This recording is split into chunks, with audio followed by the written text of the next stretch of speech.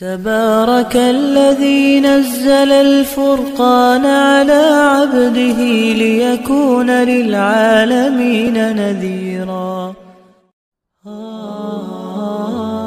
لله نحمده ونستعينه ونستغفره ونؤمن به ونتوكل عليه ونعوذ بالله من شرور أنفسنا ومن سيئات أعمالنا. من يهده الله فلا مضل له ومن يضلله فلا هادي له. ونشهد أن لا إله إلا الله وحده لا شريك له ونشهد أن سيدنا ومولانا محمدا عبده ورسوله أرسله إلى كافة للناس بشيرا ونذيرا وداعيا إلى الله بإذنه وسراجا منيرا. أما بعد فأعوذ بالله من الشيطان الرجيم. بسم الله الرحمن الرحيم. واتل عليهم نبأ ابني آدم بالحق إذ قربا قربانا فتقبل من أحدهما ولم يتقبل من الآخر قال لأقتلنك قال إنما يتقبل الله من المتقين.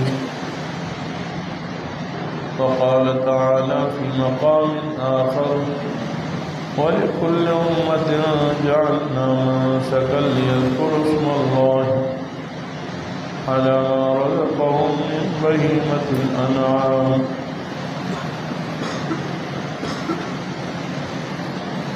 ولكل أمة جعلنا منسكا ليذكروا اسم الله في أيام معدودات.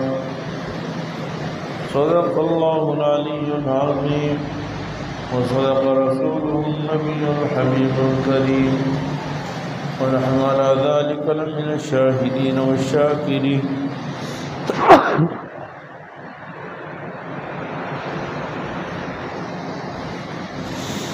والحمد لله رب العالمين. درود شریف پڑھ لیں. اللهم صل على محمد وعلى آل محمد كما صليت على إبراهيم وعلى آل إبراهيم إنك حميد مجيد. اللهم بارك على محمد وعلى آل محمد كما باركت على إبراهيم وعلى آل إبراهيم إنك حميد مجيد. رب اشرح لي صدري ويسر لي أمري واحلل عقدة من لساني يفقهوا قولي. رب زدني علما. اللہ جل جلالہ ساری کائنات کے خالق و مالک ہیں. اسی نے ساری مخلوق کو پیدا فرمایا اور ساری مخلوق کا نظام اسی کے ہاتھ میں.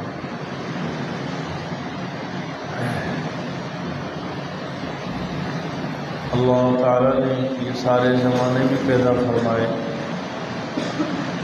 اور ان زمانوں کو اللہ تعالیٰ نے انسانوں کے لیے اپنی عبادت اور بندگی کے لیے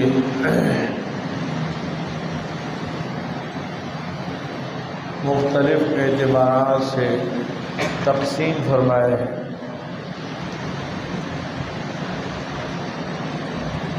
ویسے تو ہمیشہ اللہ تعالیٰ کی عبادت و بندگی انسان کو کرنی چاہیے، لیکن بعض دنوں کو اللہ تعالیٰ نے خاص فضیلت عطا فرمائی ہے تو ان میں عبادت انسان کے لیے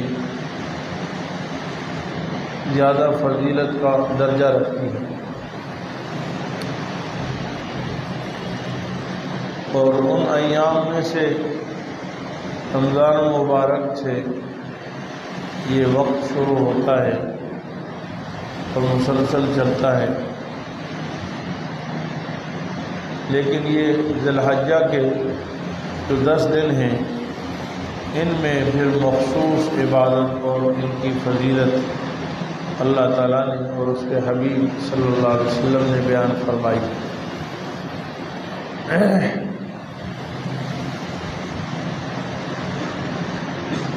آج یکم ذی الحجہ ہے۔ قرآن کریم میں والفجر ولیال عشر اللہ تعالیٰ نے قسم کھائی ہے فجر کی اور 10 راتوں کی قسم کھائی۔ علماء فرماتے ہیں 10 راتوں سے مراد ذی الحجہ کے 10 راتیں ہیں، دن اور رات۔ ان دنوں میں عبادت کرنا اللہ تعالیٰ کو بہت محبوب ہے، پسند ہے۔ بعض روایت سے معلوم ہوتا ہے کہ رمضان المبارک کے بعد اللہ تعالیٰ کو سب سے زیادہ پسندیدہ روزے وہ 10 ذی الحجہ کے روزے ہیں، اور ان دنوں میں کوئی بھی عمل ہو اللہ کو بہت پسند ہے۔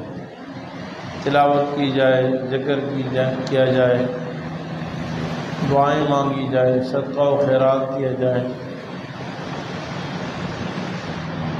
اللہ تعالیٰ کو بہت پسندیدہ ہے۔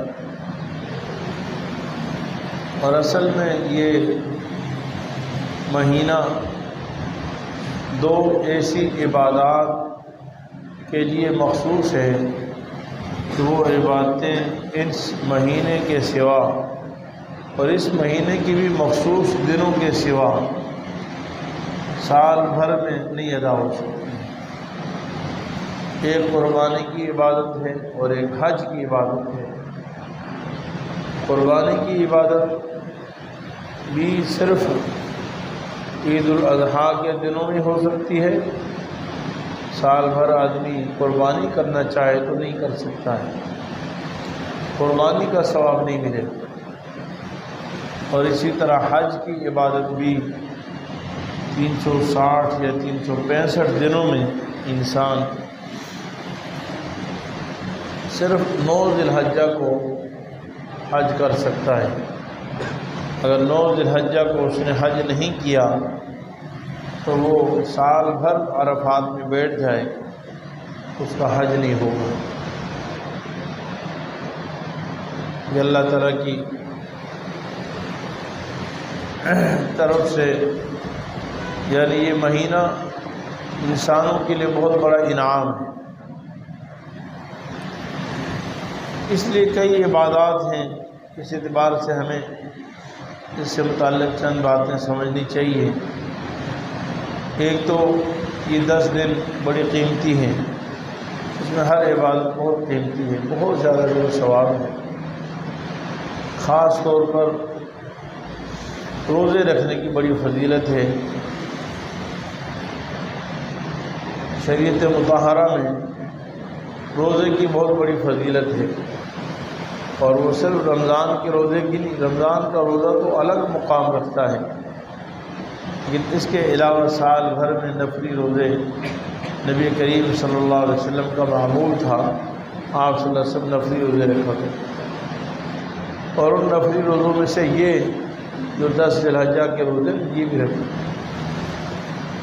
اس میں 9 روزے ہوتے ہیں، اصل میں 10ویں دن کا جو روزہ ہے عاشرہ ذی الحجہ جو کہتے ہیں، اس سے مراد وہ آدھے دن کا روزہ ہوتا ہے جب تک آدمی قربانی نہ کرے۔ تو بڑی عید میں یہ سنت ہے کہ انسان صبح سے کچھ نہ کھائے پیے اور اپنی قربانی کر کے اس کے گوشت سے پھر افطار کرے، تو اس کو بھی روزہ کہہ دیا گیا ہے مجازاً۔ اور 9 روزے، حدیث پاک میں آتا ہے کہ ان 9 روزوں میں سے یکم سے لے کر 8 تک جتنے روزے ہیں، ہر روزہ انسان کی گزشتہ 1 سال کے لیے کفارہ ہے، یعنی 1 سال کے صغیرہ گناہوں کی معافی کا ذریعہ بن جاتا ہے۔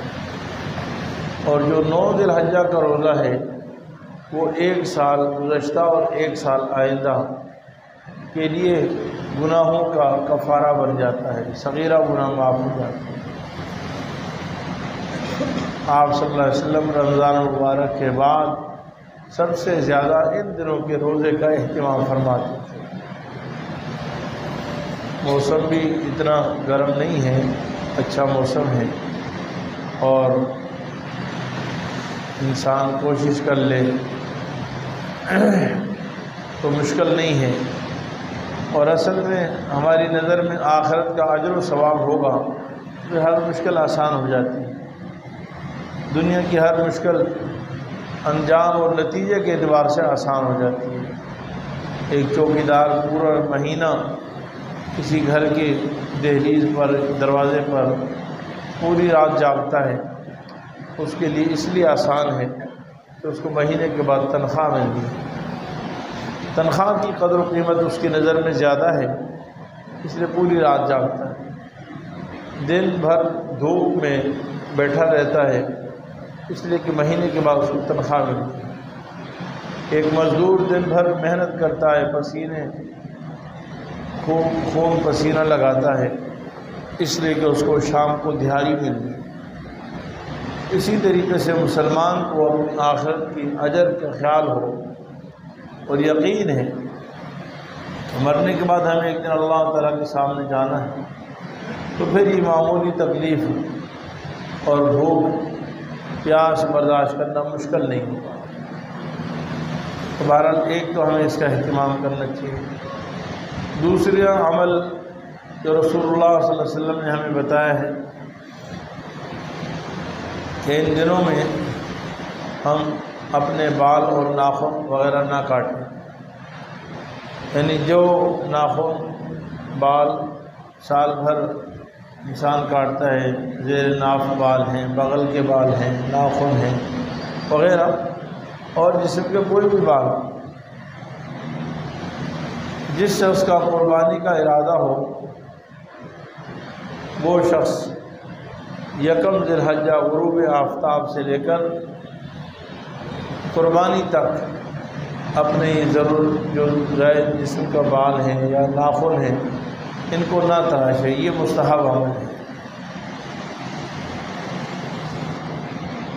مستحب کا مطلب یہ ہے کہ اگر کسی نے اس کے خلاف کر لیا تو گناہگار نہیں ہوگا، پھر کر لے گا تو بہت بڑا ثواب ملے گا۔ بہت سارے مسلمان الحمدللہ ان دنوں میں داڑھی جو منڈواتے وہ نہیں منڈواتے، چلو مستحب پر عمل ہے، لیکن ان کو یہ سوچنا چاہیے کہ ان دنوں میں کوئی بھی بال نہ کاٹنا مستحب ہے۔ لیکن یاد رکھیں سال بھر داڑھی منڈوانا ناجائز اور حرام ہے۔ ان دنوں میں مستحب کی فکر ہے، اچھی بات ہے، لیکن بات یہ ہے کہ سال بھر گناہ کا بھی تو خیال کرنا چاہیے کہ ہم حرام کا ارتکاب کرتے ہیں۔ ایک دفعہ سیدنا عبداللہ ابن عمر رضی اللہ تعالیٰ عنہ کے پاس بیت اللہ کے سائے میں بیٹھے ہوئے تھے ٹیک لگا کر، ایک عراق کا شخص آیا، عراق کا رہنے والا، اس نے پوچھا کہ یا شیخ، اے شیخ ایک مسئلہ تو بتائیں کہ احرام کی حالت میں مکھی کا قتل کیسا ہے؟ احرام کی حالت میں مکھی کو قتل کرنا کیسا ہے؟ قریب کے زمانے میں چونکہ سیدنا حسین رضی اللہ تعالیٰ عنہ کی شہادت کا واقعہ ہوا تھا، تو حضرت عبداللہ ابن عمر رضی اللہ تعالیٰ عنہ نے ان سے کہا کہ مکھی کے قتل کے تو تمہیں فکر ہے، لیکن نواسۂ رسول اہل بیت سیدنا امام حسین رضی اللہ عنہ کو تم نے عراق والوں نے قتل کیا، تمہیں اس کی پرواہ نہیں۔ یعنی میں جو بات کہہ رہا ہوں یہ کوئی آپ مت سمجھیں کہ میں اپنی ذات سے کہہ رہا ہوں، یہ صحابہ کرام تو بہت سارے لوگ شیب بڑھ جاتی ہے اور مستحب کا خیال کرتے ہیں، تو کتنے دین کی بات ہے، کتنی اچھی بات ہے کہ وہ شریعت کے مستحب کا خیال کرتے ہیں۔ لیکن ان سے گزارش ہے کہ سال بھر جس چیز کو اللہ تعالیٰ نے حرام کیا ہے ہم اس کا بھی تو خیال کریں۔ ایک مٹھی داڑھی سے کم یعنی کاٹنا ناجائز ہے، حرام ہے، اور مٹھی داڑھی رکھنا یہ واجب ہے شرعاً۔ بہرحال ہمیں اس کا بھی اہتمام کرنا چاہیے۔ تیسری چیز، زیادہ سے زیادہ ذکر کریں، تلاوت کریں، تکبیرات کا اہتمام کریں۔ تکبیر تشریق ان ایام میں زیادہ پڑھنا بہتر ہے۔ حاجیوں کے لیے تو تلبیہ پڑھنا بہتر ہے، افضل ہے۔ لبیک اللہم لبیک لبیک لا شریک لک لبیک ان الحمد والنعمت لک والملک لا شریک لک۔ اور عام لوگوں کے لیے لا الہ الا اللہ۔ تکبیر تشریق پڑھنا افضل ہے۔ اور چوتھا جو عمل ہے ان دنوں کا وہ خاص طور پر قربانی کا ہے۔ قرآن کریم نے قربانی کی اہمیت اور فضیلت اس قدر بیان فرمائی ہے، فرمایا کہ ہم نے ہر امت میں قربانی کا حکم دیا ہے۔ وَلِكُلِّ أُمَّةٍ جَعَلْنَا مَنْسَكًا، یعنی یہ صرف حضرت ابراہیم علیہ السلام سے نہیں جاری ہوا، بلکہ اس سے پہلے بھی قربانی تھی، طریقہ مختلف تھا۔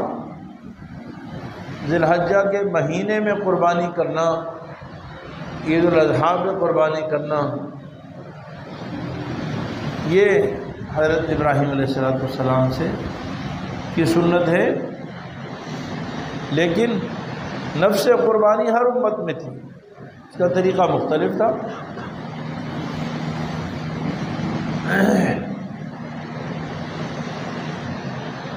قرآن کریم میں سیدنا آدم علیہ السلام کے دو بیٹوں کا ذکر ہے، قابیل اور حابیل، اور یہ سب سے پہلے بیٹے ہیں آدم علیہ السلام، اور انہوں نے بھی قربانی کی تھی۔ ایک کی قربانی کی غرض دنیا کا حصول تھا، عورت تھی، اور ایک حق پر تھا، اس نے اللہ کو راضی کرنے کے لیے قربانی فرمائی۔ جس کی غرض دنیا کا حصول، بیوی کا حصول تھا، اس کی قربانی قبول نہیں ہوئی، اور جس نے اللہ تعالیٰ کو راضی کرنے کے لیے قربانی کی تھی وہ قربانی قبول ہو گئی۔ تو جس نے دنیا کے لیے کی تھی اس کی جب قربانی قبول نہیں ہوئی تو وہ ناراض ہو گیا، اور اس نے بجائے اس کے بات مان لیتا، سر تسلیم خم کر لیتا، اس نے دوسرے بھائی کو دھمکی دے دی کہ قال لأقتلنک، میں تجھے قتل کر دوں گا۔ تو انہوں نے کہا بھائی قبول کرنے والی ذات اوپر ہے، میرا کیا قصور ہے؟ وہ اللہ تعالیٰ سے لڑائی کرنی ہے تو مجھ سے کیوں لڑ رہا ہے؟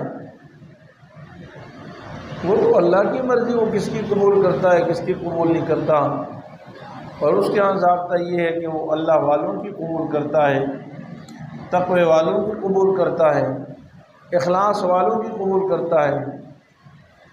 جو اللہ تعالیٰ کی رضا کے لیے قربانی کرے اس کی قربانی قبول ہوتی ہے۔ تو بھی اخلاص کے ساتھ قربانی کرتا، اللہ تعالیٰ کو راضی کرنے کے لیے کرتا۔ یہ کوئی زبردستی تھوڑا ہوتی ہے قربانی کہ اللہ تعالیٰ قبول کرے، یا کوئی ڈنڈے کے زور پہ قبول کروا سکتا ہے؟ نہیں، اللہ تعالیٰ پر کسی کا بس نہیں چلتا ہے۔ وہ مالک ہے، وہ خالق ہے، وہ رازق ہے، اس کی طاقت سب سے زیادہ ہے، وہ قادر مطلق ذات ہے، اس کے سامنے کسی کی نہیں، نہ مال والے کی، نہ حکومت والے کی، نہ عہدے والے کی، سب بے بس ہیں اس کے سامنے۔ قال انما يتقبل الله من المتقین، اللہ کو راضی کرنا چاہتے ہو تقوی اختیار کرو، قربانی تم چاہتے ہو قبول ہو تو تقوی والی زندگی اختیار کرو۔ یہاں پر سیدنا آدم علیہ السلام کے بیٹے نے جو جملہ فرمایا جس کو قرآن نے نقل کیا ہے، یہ نہیں فرمایا کہ جو قربانی اخلاص سے کرے گا اس کی قربانی قبول ہوگی، بھلے اس کی ساری زندگی جیسے بھی ہو۔ فرمایا متقی لوگوں کی قربانی قبول ہوتی ہے، اور متقی صرف اس کو نہیں کہتے جو قربانی اخلاص سے کرے، متقی اس کو کہتے ہیں جو اللہ کی ہر نافرمانی سے بچے۔ متقی اس شخص کو کہتے ہیں جو اللہ کی ہر نافرمانی کو چھوڑ دے، اللہ کی رضا والی زندگی گزارے۔ اور فرمایا انما یتقبل اللہ من المتقین، اللہ تعالیٰ قربانی قبول فرماتے ہیں متقی لوگوں سے۔ اس لیے میرے عزیز بھائیوں، قربانی اور رمضان کے روزے اور نماز اور حج اور وہاں پر جتنی ہم قربانیاں کرتے ہیں دم وغیرہ کے طور پر، یہ سب چیزیں میرے اور آپ کے لیے نمونہ بھی ہے، عبرت بھی ہے، نصیحت بھی ہے کہ ہم نے اللہ کو راضی کرنے کے لیے جانور کی گردن کاٹ دی، لیکن اپنے خواہشات کی گردن کاٹی یا نہیں کاٹی؟ اللہ کو راضی کرنے کے لیے اپنی خواہشات کو چھوڑا یا نہیں؟ اپنی لذات کو چھوڑا، ناجائز لذات، یا نہیں؟ اپنا تکبر، اپنے اندر بخل، اپنے دل میں تعصب،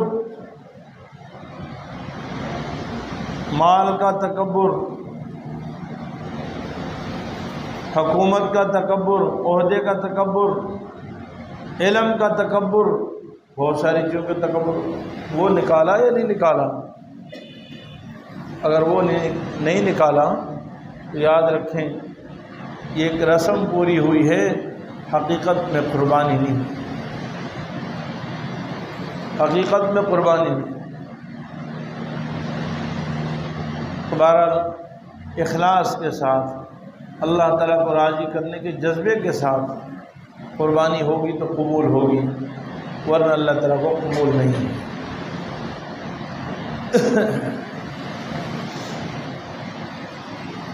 قربانی کی تو بہت ساری شرائط ضابطے ہیں۔ بنیادی طور پر مسلمان جہاں دوسری عبادات میں کوتاہی کرتے ہیں، قربانی میں بھی بہت زیادہ کوتاہی کرتے ہیں۔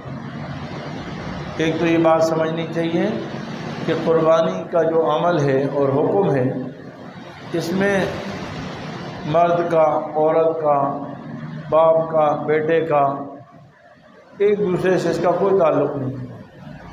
ہر عاقل بالغ مسلمان صاحب نصاب پر اپنی قربانی واجب ہے۔ جو شخص صاحب نصاب ہوگا، عاقل ہوگا، بالغ ہوگا، بیوی ہوگی تو اس پر قربانی واجب ہے، باپ ہوگا تو اس پر قربانی واجب ہے، شوہر ہوگا تو اس پر قربانی واجب ہے، بیٹا ہوگا تو اس پر قربانی واجب ہے، بیٹی ہوگی تو اس پر قربانی واجب ہے۔ کسی ایک کے قربانی کر لینے سے دوسرے کی جگہ قربانی نہیں ہوتی۔ یعنی میں سمجھوں کہ میں نے اگر قربانی کر دی تو سب کے لیے کافی ہے، نہیں، ایسا نہیں۔ میں نے قربانی کر دی، بیگم کو ضرورت نہیں ہے، بس گھر میں نے کر دی نا، ایسا نہیں۔ اگر بیوی صاحب نصاب ہے تو اس کے لیے الگ قربانی ہے۔ ایسے باپ نے قربانی کر لی، بیٹا بھی صاحب نصاب ہے تو بیٹے کو الگ قربانی کرنی پڑے گی۔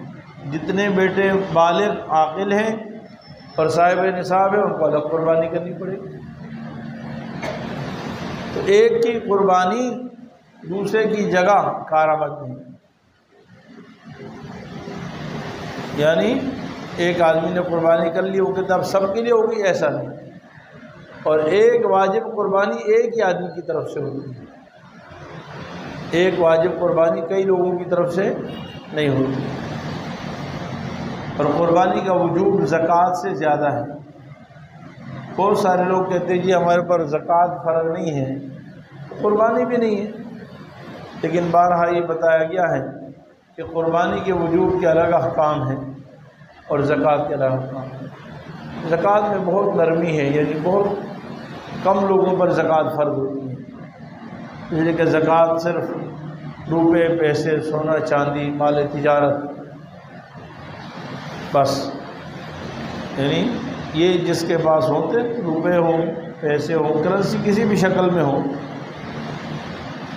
سونا اور چاندی کسی بھی شکل میں ہو، اور تجارتی مال فروخت کرنے کی نیت سے جو مال ہے، خواہ وہ پلاٹ ہو، خواہ وہ مکان ہو، خواہ وہ دکان ہو، خواہ وہ گاڑی ہو، جس پر آدمی کاروبار کرتا ہے، بزنس کرتا ہے، یہ چیزیں جس کے پاس ہوں اور پھر سال بھی گزر جائے، یعنی یکدم اگر ایک آدمی صاحب نصاب بنا تو پھر سال گزر جائے، اور اگر پہلے صاحب نصاب ہے تو ہر مال پر سال گزرنا شرط نہیں ہے، اور 52.5 تولہ چاندی کے برابر ہو جائے، اس سے اوپر ہو تو زکوٰۃ فرض ہوتی ہے۔ یہی 4 چیز، اس کے علاوہ کسی چیز پر زکوٰۃ فرض نہیں۔ یعنی آپ کا مکان ہے، 100 گز کا ہے یا 1000 گز کا ہے، 1500 گز کا ہے، 2000 گز کا ہے، رہائش کا مکان، سے قربانی سے کوئی زکوٰۃ سے اس کا کوئی تعلق نہیں۔ ایسی آپ نے انویسٹ کے طور پر 2 4 10 پلاٹ لے رکھے ہیں اور بیچنے کا ارادہ نہیں ہے، بس رکھ لیے ہیں، پیسے محفوظ کر لیے ہیں، دیکھیں کہ زندگی میں کبھی 15-20 سال بعد یا میں نے نہیں بیچے تو چلو بچوں کے کام آئے گا، اس نیت سے رکھ لیے تو اس پر بھی زکوٰۃ فرض نہیں۔ ایسے آپ نے گھر میں شوق یا 10 گاڑیاں رکھی ہیں، بیچنے کی نیت سے نہیں ہے تو زکوٰۃ فرض نہیں۔ تو مقصد یہ ہے کہ زکوٰۃ میں بہت سہولت ہے، پھر قربانی میں نہ تو سال گزرنا شرط ہے ورنہ مال تجارت ہونا شرط ہے، بلکہ قربانی میں اللہ تعالیٰ یہ فرماتے ہیں کہ عید کے 3 دنوں میں، ذی الحجہ کے 10 11 اور 12، ان دنوں میں جس شخص کے پاس ضرورت سے زائد کسی قسم کا سامان، سونا ہو، چاندی ہو، مال تجارت ہو، یہ تو ہے ہی، اس کے علاوہ ضرورت سے زائد کپڑے ہیں، ضرورت سے زائد برتن ہیں، ضرورت سے زائد سواریاں ہیں، ضرورت سے زائد گاڑیاں ہیں، ضرورت سے زائد گھڑیاں ہیں، ضرورت سے زائد جوتے ہیں، ضرورت سے زائد فرنیچر ہے، ضرورت سے زائد یعنی جو استعمال کا گھر ہے، اس کے علاوہ آپ کا گھر ہے، یہاں تک کہ آپ کا ذاتی ایک ہی گھر ہے اور آپ خود ذاتی گھر کو چھوڑ کر کرائے کے گھر میں رہتے ہیں، تو اگرچہ وہ ایک ہی گھر ہے، آپ نے رہائش کی نیت سے لیا ہوا ہے، لیکن چونکہ آپ اس وقت رہ نہیں رہے تو شریعت کہتی ہے یہ بھی ضرورت سے زائد ہے۔ جس رہائشی گھر میں آپ رہ رہے ہیں وہ آپ کی ضرورت ہے، اور جس گھر میں آپ رہ نہیں رہے، بھلے آپ نے کرائے پر دیا ہوا ہے یا نہیں دیا ہوا، خالی رکھا ہوا ہے، اور آپ کا اپنا رہائشی گھر کا ارادہ ہے، وہ اس میں وہیں آپ نے رہنا ہے، لیکن وقتی طور پر آپ اس میں نہیں رہ رہے اور آپ کرایہ دے کر کسی اور جگہ رہ رہے ہیں، یا اس کا کرایہ لے کر آپ اس کا کرایہ دیتے ہیں، ذاتی گھر کا کرایہ لے کر آپ دوسرے گھر میں رہتے ہیں، لیکن وہ شریعت کہتی ہے وہ ضرورت سے زائد ہے۔ اس طرح ضرورت سے زائد آپ کی ملکیت میں جو کچھ ہے، عید کے 3 دنوں میں یعنی 10 11 12 ذی الحجہ کے غروب آفتاب تک، اگر وہ 52.5 تولہ چاندی کے برابر ہے، آج کل کچھ 86-87 ہزار روپے بنتے ہیں، سب کو ملا کر تو قربانی واجب ہے۔ مرد کی ملکیت میں یہ ہو تو مرد پر واجب ہے، عورت کی ملکیت میں ہو تو عورت پر واجب ہے، باپ کی ملکیت میں ہو باپ پر واجب ہے، بچوں کی ملکیت میں ہو بچوں پر واجب ہے، سب پر واجب ہے۔